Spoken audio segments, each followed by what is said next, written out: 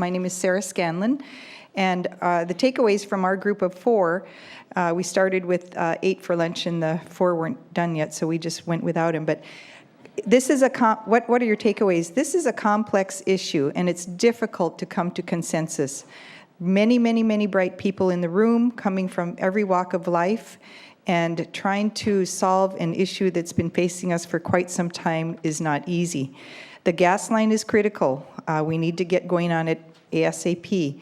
We need to engage the public to get buy-in. And of course, the permanent fund earnings need to be a part of that. I'm just saying the things that maybe without repeating the other group. From a revenue perspective, what is the first right step to close our budget gap? We need to look at the big ticket items first. We need to know that going into the smaller items is going to hurt a number of people. We need to keep in mind that our rural residents and urban residents alike are going to take some hits, and to be mindful of both groups in all steps of the process.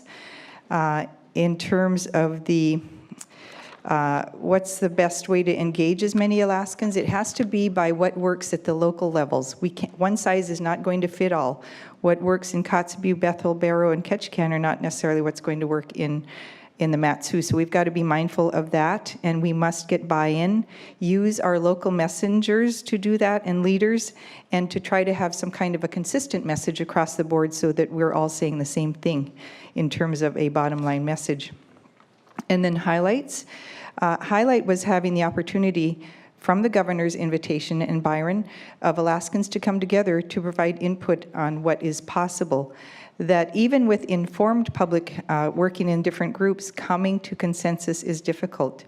The recognition of the reality of the budget shortfalls, that was quite the education piece for all of us, that there are solutions short of gutting the state's delivery of services. And there are brilliant, committed people from around the state, even those who are not here with us today, who are willing to help find the solutions to the problems that we're facing. It was well worth the time to create a greater understanding by Alaskans to fix our current situation. Thank you.